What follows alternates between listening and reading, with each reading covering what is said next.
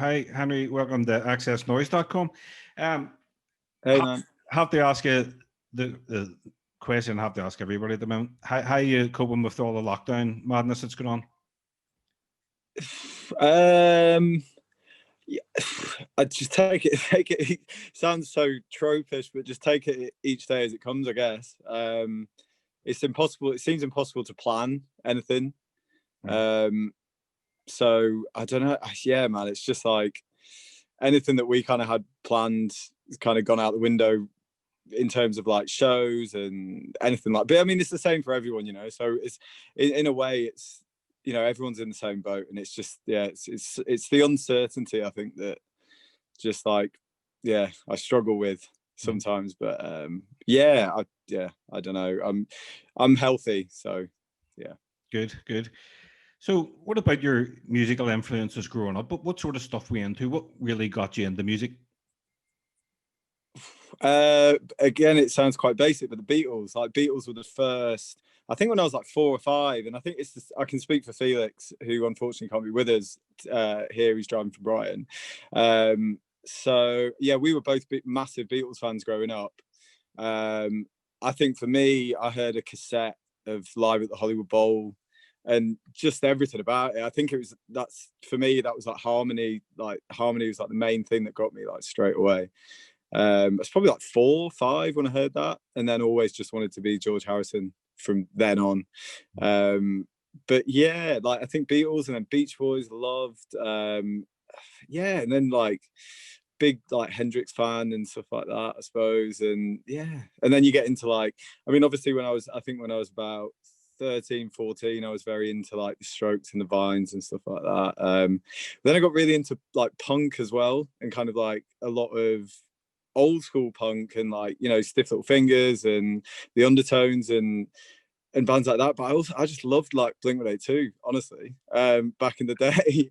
So there's a huge, I don't know, there's a huge girth of things, really. I mean, that was definitely a phase, and kind of skipped through that, and then just looked back a lot. So we both listened to a lot of kind of old 60s psych and like Grateful Dead, and exploring Frank Zappa and stuff like that. I mean, there's a lot. Growing up, it was quite eclectic, so it was nice to have that, I think. So, when did you decide to get the band together, and when did you first meet? We met around, it's probably about 6-7 years ago now. We met in Dalston, in North East London, and we were, Felix actually introduced me to my girlfriend, so he's pro matchmaker. But I was in a band. I played like session guitar and stuff when I was in my 20s, like growing up. And I was in a band for a while, and that ended. And then always kind of wanted to do something. Just to be honest, like it's never the right time, is it? So it had never ever been the right time to do it. But this one chapter kind of ended, and then it was the natural thing was just to go, do you know what, like if you want to do it, it's probably about time. And that was probably that was about 2.5 years ago, I think. And why came Hi-Frisco? It's from a book, right? It was from Atlas Shrugged, the Ayn Rand kind of dystopian book, and it's such a bleak book. And I thought, reading it at the time, and I was it was kind of just very existential at the time, and I just thought it was one nice kind of summary, happy sounding phrase in the whole mire of kind of bleakness of the book. So I just thought, I mean, band names are impossible, aren't they? So these days, definitely. Did you have to Google it and see if any other band had them? But I think we went through a load, and because I didn't even know. I think I'd started writing the songs before I even knew anything, really. So it just kind of felt like it fit the music as well. I think it's like, this kind of like noir aspect to it, and it's cool. But impossible to get one that you're totally happy with, I guess. Well, congratulations on your debut album, Goodbye Blue Monday, which is coming out next Friday. Yes, it's great album. Been really enjoying it. It's your debut album. I assume that you've had a long time, writing it over the past few years since you met?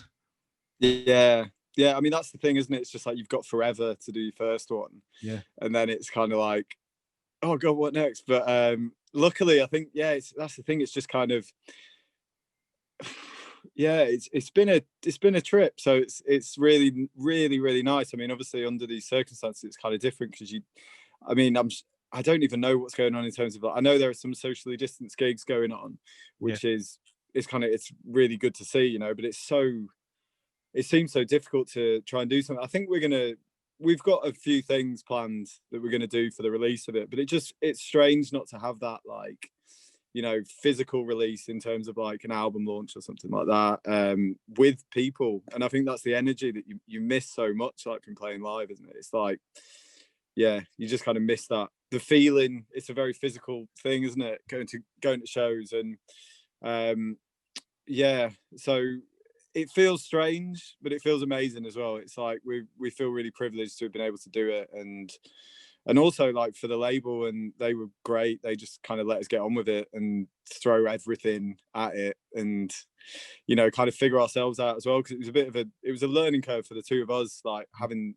that much work to do together, having previously only done like a couple of sessions. But yeah, so I'm glad it turned out all right.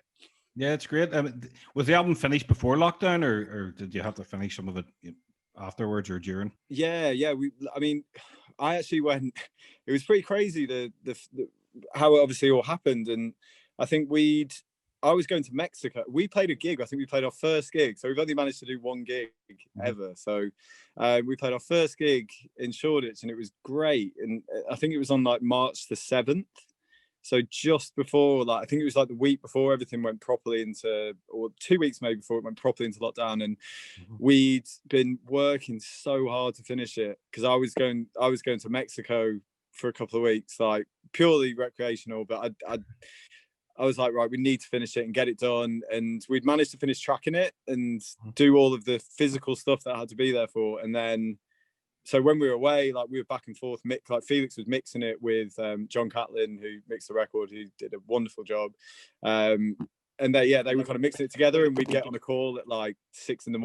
and try and, like, any notes that I had, and terrible Wi-Fi and all that. So we managed to get it done. And then in like the first week we were back, I think we got it mastered. And then, yeah, so it's been quite strange as well, having that body of work, and then the whole of lockdown you're kind of waiting to release it. Yeah, And it's been so strange. I mean, we've written a lot during lockdown, and we've got a lot of songs, so it's really exciting. But it's kind of like, it feels strange to be putting out, you know, when you've been sat on it for a bit. But yeah, I'm really excited to have it out, man. It's going to be great. so being in lockdown, that's obviously inspired the band. You're not going to write a load of songs about being in lockdown, are you? No, definitely not. I mean, that's the thing, isn't it? It's hard. It's like, we just, because having the studio, which I'm in now, and it's an array of fun synths and weird stuff to mess around with. We do a lot of mute, like, yeah, I mean, that's the thing, is that I don't want to come out of lockdown with, like, I'm sure there'll be plenty of lockdown records, but I don't want to make one of them. So musically we did a lot, and I think most of the ideas will start in a musical way, like it'll be a chord progression or whatever, and we'll just kind of expand on that. And then lyrically, it really depends. I mean, it's hard to pinpoint it, but lyrically it can come way after, I think. So hopefully there'll be something more hopeful and inspiring to, you know, to tweak our fancy for the next one. But there's no rush either, so that's the important thing, is to just kind of like let it flow and let it happen. But yeah, but it was definitely productive after a period of, like, I think maybe like 3 or 4 weeks where I didn't feel like playing guitar or like writing or doing anything really, because I think there's obviously like an immense pressure when you're in a band or whatever, and you usually work in like 2 or 3 other jobs just to kind of survive, and then you actually have all this free time for the first time in your life, and you're like, oh my god, like, I have to be productive and have to, you know, get so much out. So I think I was initially felt quite like, put a lot of pressure on myself to do that, which just didn't help at all. So then did some yoga and kind of chilled out a bit, and then it flowed a little bit more naturally after that. I know it's crazy these days where most bands nowadays have to have a job to keep things Yeah, and to fund the project. yeah, You know, do you find yeah. that hard? Yeah, I mean, there was a time when I was doing, because I play for a couple of bands, just like play guitar and whenever they need me type stuff, and try and yeah, it's just spinning plates really. It's kind of like making enough money to do, it's really fun doing that, and I always have a really great time. But you always want to be able to do your own thing. So I guess it's like funding, you being fortunate enough to actually get paid to play music sometimes is great, but obviously even that, you've got to have other income. Like I worked for a horticulture company for a while, and like every now and again still do, and just so I'm up on my house plants. So any advice, where to go. All sorts of plants, yeah. Yeah, just indoor stuff mainly. Yeah. You've just released your latest single, Quiet Lights. What Yeah. really enjoyed that there. What can you Thank tell you. me about that track and what the genesis of the song? It started, I mean, I think it started in at Christmas a couple of years ago, and I think it was last year before last, and I think it was really I was struggling definitely with like the kind of having to work multiple jobs. Was like that was very much a struggle at that point. And I just remember thinking, like, when was the you kind of get so hung up and there's so much pressure on so many things, and I was like, where's the place that you felt no pressure or kind of like felt a little bit free? And it's kind of like, I suppose it's like it's in a way it's about finding a bit of a utopia. So like whether that be, it's kind of very difficult to find that in an actual sense, but if it a mental place, where you can kind of feel, just take a bit of the load off. So yeah, it was definitely about doing a lot of partying and a lot of kind of like feeling like you have to keep up appearances a lot as well. And I think it just, that kind of stuff can become very difficult to get yourself out of, and then kind of puts you in a cloudy headspace, I guess. So yeah, it's just about trying to be relaxed and tranquil, really. But I love the whole album. I love the psychedelic soundscapes on the album. Oh, thank you. The way it is. While you were recording the album or in the studio, was there anything you were listening to in particular that might have influenced the record? It's so hard. We listen to so much. We listened to a lot of, probably towards when we done like 2 or 3 of the tracks kind of separately to a lot of the body of work of the record, and then I think the tracks that when we were doing the main body of it, we probably listened to like a lot of like, I don't know, like Cutworms and like Michael Rout and Sam Cohen and people like that. Just I can't. There's so many. I think we were also really into like Teleman and Sorry, and kind of a lot of like really cool bands coming out with stuff that we're influenced in. But we always go back. Like there's a lot of like Love. We listen to a lot of Love and just kind of zone out in the studio and just let it wash over you. And yeah, so a lot of psychedelia, like Pretty Things and stuff like that. There's so much. It's really hard. We do a lot of we do playlists, like monthly playlists on our Spotify account. So we try and like basically anything that we're listening to at the time, we'll just chuck in there so that we can remember, because it just, what it's like. It's so hard to actually pinpoint things. What song on the album do you feel most connected to? Oh God, I don't know. Probably maybe the first track, actually, the title track. Because it feels like the sentiment of the record is very much about, I think Quiet Lights embodies it as well, and it's taking a load off, and it's trying to get through this like period of darkness and wake up and realize that it's not, it's not so bad, and that you can always find your place to be. I guess it's all about trying to find where you fit, I guess. And I think Goodbye Blue Mondays, like that was, I think, maybe the last song that we recorded. It's definitely the last song that we wrote. It just came so easily, and which is so rare to happen. and maybe that one, or possibly Wallflowers, which is the second to last. Because I think for me, it's very personal. It's quite on the nose. Lyrically, it was very much about always kind of playing guitar, like being something extra for somebody else, and never actually having the opportunity to do it myself. So I think potentially either the first or the last, basically. No, it's a great album. It's very uplifting sounding. I really have been enjoying it. Oh, thank you so much. I'm just wondering if is there a particular subject or theme that you would like to write about in the future that maybe you haven't got around to doing yet? I don't know. Like we read a lot of. I really love reading a lot of like Kurt Vonnegut and kind of sci-fi. Maybe we'll do like a sci-fi. I mean, Justice have done it. They've done the space opera, but maybe we'll do something like that, like a sci-fi. Hey, concept album. Yeah, maybe. I guess like it's an interesting concept, the whole concept album anyway, because it's kind of like when you're writing an album and you want everything to tie in. I think maybe that'll be next. Maybe you heard it at first. We might do a space sci-fi, concept record. But yeah, no, I don't know. I think it's hard to say, isn't it? It's whatever takes you in the moment, really. So yeah, we'll just see what happens. And is there going to be any plans to do live shows next year? Once I think you did touch on it at the start, but actually go out and do a tour, like a UK tour or whatever.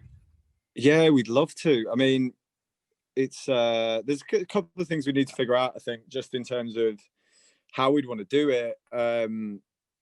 Because we did a last shows with a couple of guys, Jamie and Tom, who are wonderful musicians, drummer and bassist, and yeah, just wicked. And I think it would be amazing to do it in that format. Probably want to add, we'd probably love to have like 6 or 7 musicians, but it's really tough to do that. So I think once we figure out something that we're like really happy and we've got a decent amount of time potentially in the next couple of months to work on it anyway. So yeah, we'll see. I mean, we love it. It's only having had the one experience with this is sad. So I mean, I think we'll definitely want to be doing some more shows next year. Like, yeah, 100%.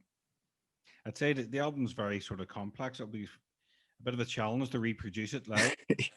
That's the tricky part. Yeah, it's kind of like when you're doing it in the studio, you don't really think about it, which was nice because I've always been in bands, or whenever I've recorded on sessions, it's kind of a lot more think about what you're playing so that you can potentially recreate it live, rather than just thinking there's endless possibilities. So yeah, like whenever you go to rehearse it or you try and figure parts out to send people or whatever, you're like, oh God, why did we do that? But yeah, you did it for a reason. So yeah.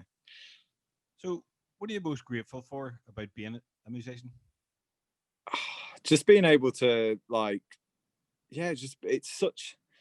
that's a really hard question. I think God, I don't know. Being able to express yourself, I guess, is such an amazing medium to be able to actually express yourself. I think there's so many people struggle, and myself, with, just feeling down and so many kind of like so much mental health and kind of issues around that I think music's so therapeutic for, and helping you exercise your demons and stuff like that. And I think it's such a liberating feeling to be able to do that. And it doesn't come easily. It's like a very cathartic thing, but I'd probably say that is like it's a very therapeutic thing. Yeah, and it's also amazing for people. A lot of mental health or people's been affected badly by mental massively, yeah. lockdown. And they have music there. It works wonders. Yeah. What do you think about the whole issue at the moment about all the venues not being able to open? Because God knows when it's going to happen. And it's so tragic, because it's like, it's the lifeblood. It's literally like it's where it's where you get discovered. It's where you learn your craft. Like, it's how you interact with people, and it's so much bigger than. Oh, I don't even know. I can't really quantify it because it's such a huge thing, and just the fact that it's been so kind of like brushed off and not really I mean, look, it's the whole thing is like an impossible situation. Like, no, it's so unprecedented. But I do think it's like the arts and live theatre and the whole sector is so responsible for so much like enjoyment and so much happiness and so much therapy, like, and B, it's a huge part of the economy. And it's kind of like the fact that it's not even realized, and that, you know, I know some of the most talented people and like hardest working people are all the crew and all the venue staff and like all the people that make those shows happen and make you able to do what you can do, and they're just not thought about and kind of like just left out to pasture, which is horrendous. So yeah, I mean, I think it's horrendous, and I just really hope that there's an impetus to help and that they get some of the funding that they deserve. Yeah, it's crazy. Well, hopefully, I mean, everybody seems to be putting their gigs back to next year. Well, they all have, more or less. Yeah, there's gigs looks like there's going to be gigs every week next year. yeah. It'd be amazing, like, to see, you know. Yeah. Just a couple more questions, Henry. Yeah. Out of all the records in your collection, who do you have the most albums by? The Beatles. Right enough, you said. I'm sorry. Yeah, I'm so boring, isn't it? But they're just really good. Well, I'd probably be the same, actually. You know? Yeah. I think a close second would be probably Lou Reed. Right. Like a big Lou Reed fan. Do you like Lou Reed? Like, he's okay. I'd be more of a Beatles fan. I like the odd tune, you know. Yeah. Although that album he did with Metallica. Oh no. Didn't get that, like. No. I don't think many did. That was so weird. I think I was in my like heyday of discovering Velvet Underground when that happened, and I was kind of a little bit shocked and like slightly sickened by that. But he's got some amazing records, and interesting dude. But yeah, probably Beatles definite first, and then Lou's a close second. And apart from your own album, what have you been listening to recently that you could recommend? Oh god, I actually really love so hard. I just did like a massive playlist. I've been listening to Michael Rout's album that I need to actually give me a second so I can actually find it. Out of the Light, I think, which is a really beautiful record, and it's kind of all analog and just warm, dueling, like there's like harmony guitars and stuff, and it's just really, really beautiful. So I've been listening to that a lot. The Chaz Bundick and the Matson 2 record, which is really cool. God, it's really hard. Felix is better at this. Felix is the more concise of the two, is it, when it comes to this. Well, I haven't heard any of those artists you just mentioned, so that's why I like everyone, so I can check them out, because I've discovered some great stuff, you know, from asking. You know. Do you want me to find? I'll find them for you. Hold on. So this will make more sense. Yeah. I was actually listening to Felix found this amazing band called This Heat. Right. Who I'd never ever heard of. And it was this self-titled album called This Heat from 1979. It's bonkers, but it's incredible. So it's very, very angular. So check it out. That's a really good one, I think. I'm just going to go through. This is the best way that I can do it, is to just go through my liked songs on Spotify. I thought I knew about music until I started a music website. Yeah, right. And there's just so much, and it's crazy because there's just what's annoying for me is there's so much amazing music that gets sent to me every single day. Yeah. And some of the bands or artists, they'll never get anywhere because they're not on the Radio 1 playlist, and they don't sound like everybody else and stuff like that. Yeah. And it's very it's really hard, man. I think there's just the kind of gift and the curse of Spotify and DSPs now is that there's so much, and it's crazy though, because I think when you were young, like when I was young, it was like either you were like an indie kid or a metaler, or you were into punk or whatever. I don't think there is that now. I think it's a lot more fluid. He just likes everything, you know. Yeah, which is kind of it's really cool. Do you know what I'm looking at? Because like, you don't get movements anymore. You don't get rockers, you don't get mods. Yeah. You just get this kind of like genre neutral Yeah.